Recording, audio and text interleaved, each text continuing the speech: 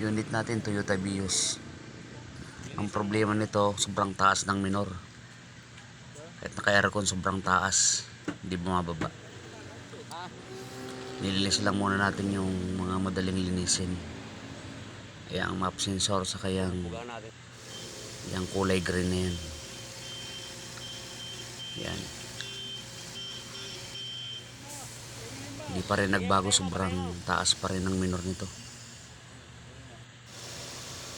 Ang ginawa natin, pinilit na natin ng mga hose, sobrang matitigas na eh. Yan. Ang testing, check.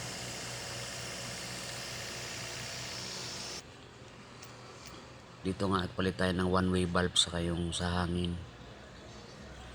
Yan. Tapos dito, kinalas ulit natin yung air cleaner. Hindi nagbago. So kaya nilinis na rin natin. Nag-hard costing na siya ng hard starting saka yung 8 allen rings dyan. Nilinis na rin natin. Yan. Pati yung servo, nilinis na rin natin. Stack up yung sensor ng servo.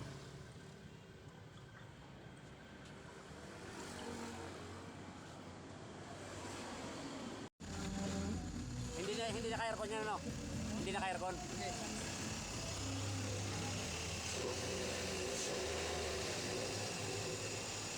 Sakto na yan.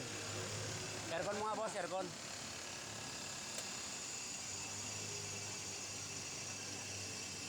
Ha? Na, sakto.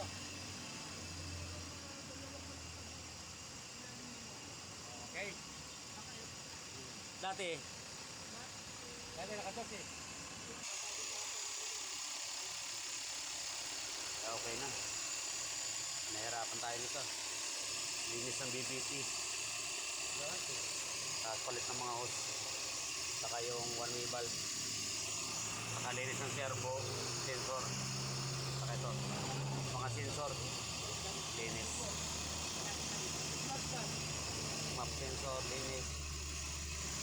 Ito, palit ng sorbat. Pinalik natin sa dati. Okay na. Okay na, normal na yung tanggalin natin ito.